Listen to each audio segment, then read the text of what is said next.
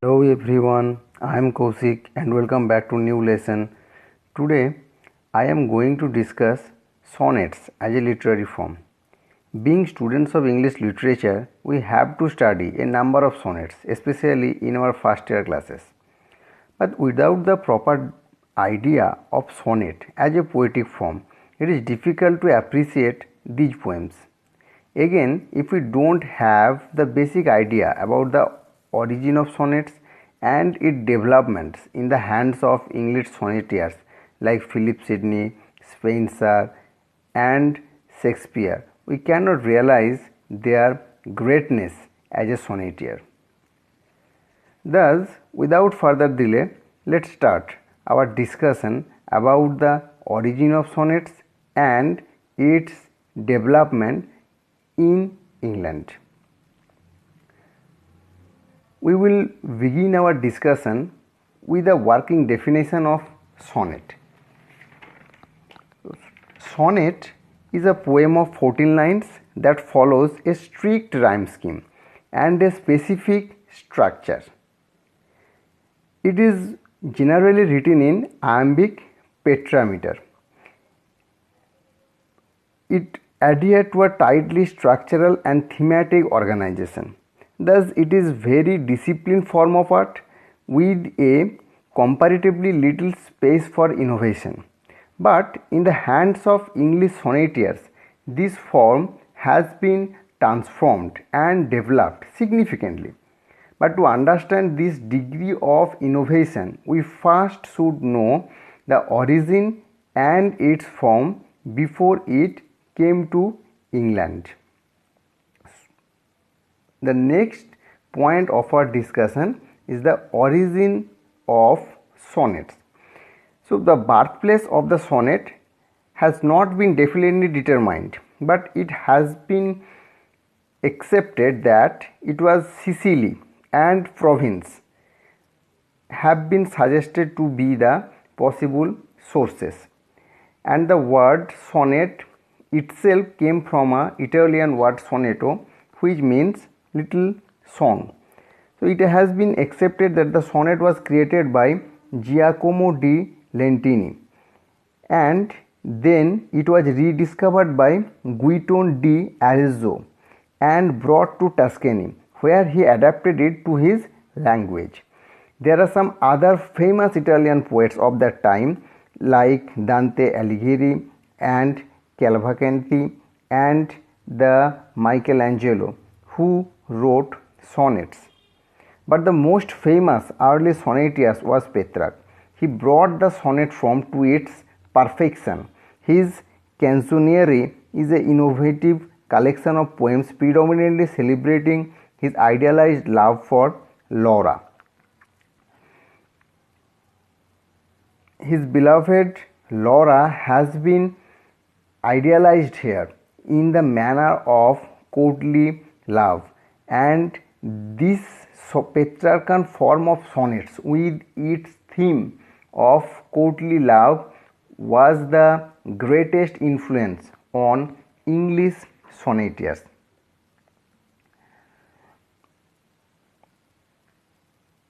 Now, the Petrarchan form of sonnet is a very important thing for us. The Petrarchan sonnet is formed of two stanza. It is also known as Italian sonnet. It is a short poem of 14 lines expressing one single thought or feeling. It is composed of two parts: octave, a stanza of 8 lines, and sestet, a stanza of 6. The octave has rhymes arranged according to the following scheme. It can be A B B A, A B B A, and the sestet has the rhyme scheme of C D E, C D E. This can be clear if we look at the following poem. The poem is written by William Wordsworth, London 1802. So Wordsworth wrote this poem in the Petrarchan form of sonnets, And here we can see that the total poem is divided into 2 stanzas. The first 8 lines introduces the theme or the problem, and the last 6 lines solve this problem. And at the end of the octave, that is after the 8th line, there is a well marked pause or caesura. It sometimes indicated by the punctuation and often emphasized by a space that can be clearly seen here, the space. And the last line of the octave is followed by a volta or turn in the thought, which implies that the thought, though it has not been dropped, is given a new application or summarized or possibly disputed in the sestet. That is the last 6 lines. So this form of Petrarchan sonnet heavily influenced the English sonneteers, and the sonnet was introduced into England in the first half of 16th century by Sir Thomas Wyatt and Henry Howard, Earl of Surrey, 2 English politicians. They, after their return from a diplomatic mission in Italy, wrote verses in this form of Petrarch.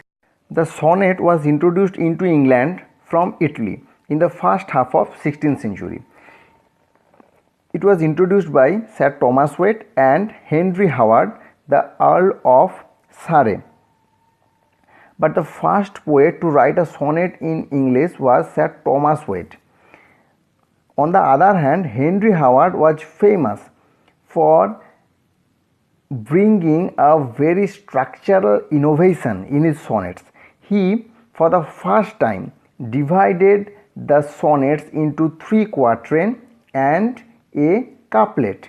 He brought also the rhyme scheme of A B A B, C D C D, E F E F, G G, and the form which he brought was later developed by Shakespeare. But we must keep it in mind that he was the first poet to bring this 3 quatrain form with a couplet. If you have any difficulty with understanding the rhyme scheme of the sonnets, you may check my another video where I have discussed in detail the rhyme scheme of sonnets. Henry Howard also is famous because he was the first poet to use the blank verse in English language in his translation of the Aeneid. Another important fact which I should mention here is that the poems or the sonnets written by Henry Howard and Sir Thomas Wyatt were published in Richard Tottle's book Songs and Sonnets, which was better known as Tottle's Miscellany. The book was published in 1557. The next important poet is Sir Philip Sidney. Sir Philip Sidney is very important for us because his sonnet sequence Astrophel and Stella, which was published in 1591, started the English tradition of sonnet sequence. So sonnet sequence is actually a story which is told in the form of consecutive sonnets. So in the Astrophel and Stella there is 108 sonnets and 11 songs. The form of these sonnets were Petrarchan, and Philip Sidney also followed the courtly love tradition of Petrarchan sonnet. Here Stella is Lady Penelope de Villeroix, is the star, a divine object, a woman to be worshipped, and Philip Sidney himself is Astrophel, which means a star lover. English sonnets was also very much developed by Edmund Spenser. Edmund Spenser's sonnets are collected in his book Amoretti, which contain 88 sonnets. These sonnets describe his courtship and eventual marriage to Elizabeth Boyle. Spenser brought innovation both in theme and in structure. If we think about the theme of Spenser's sonnets, we can find that the woman that he has chosen here is a real life woman, a woman of flesh and blood, which deviates from the courtly love tradition that we find in the Petrarchan sonnet and in the sonnets of Philip Sidney. So this is really a very important departure from the Petrarchan sonnets from the point of view of theme. Then if we think about the rhyme scheme of Spenserian sonnets, we find that like a English sonnet, the poem is divided into 3 quatrains and a couplet, but the rhyme scheme is of the quatrain are very different from the English sonnets. Here we find that the rhyme scheme is A B A B, B C B C, C D C D and E E. What is noteworthy is that each quatrain is linked with the next quatrain and its earlier quatrain with the rhyme scheme. What I want to say is that if we look closely to the poem, you can see that the first quatrain ends with the rhyme B and the second quatrain begins with that rhyme. The second quatrain ends with C and the third quatrain begins with C.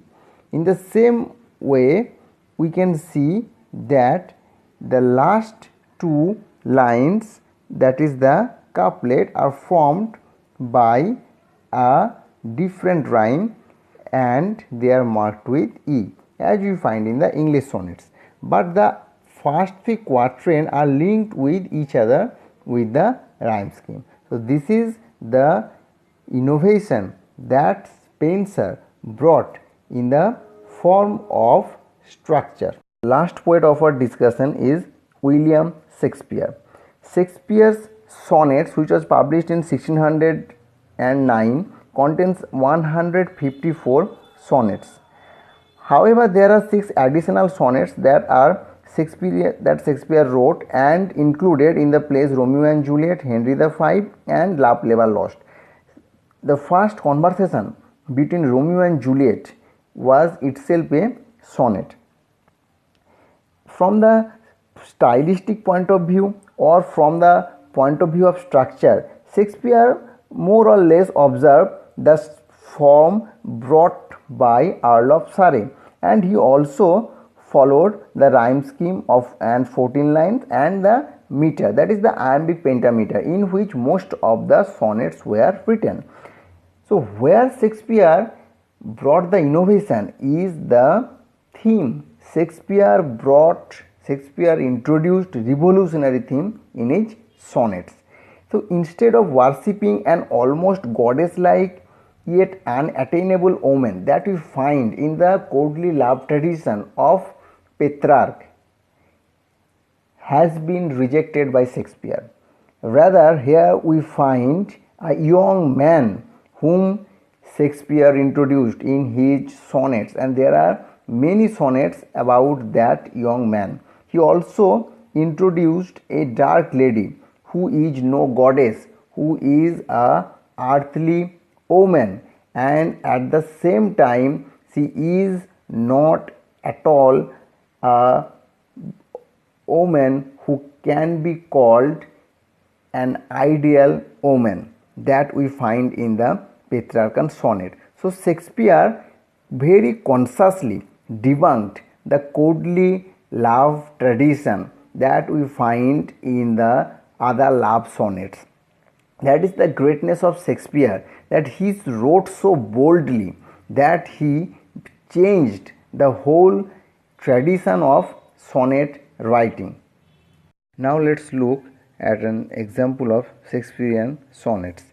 So here we can see that the sonnets is divided in 4 parts, the 3 quatrains and a concluding couplet, and the first quatrain has the rhyme scheme of A B A B, which is different from the rhyme scheme of the second quatrain C D C D, and which is again different from the rhyme scheme of the third quatrain E F E F, and the concluding couplet had also different rhyme G G. So Shakespearean sonnet is not only divided into 3 quatrain and a concluding couplet, but the rhyme scheme is also very different. Every quatrain had different rhyme scheme, and the rhyme of the concluding couplet is also different from the quatrain. That's all for today. With this I am signing off. If you have any query, please ask it in the comment section, and also keep it in mind, no learning is complete without questioning. If you like my video, please hit the like button, and also please subscribe to my channel to get this kind of video again. Thank you.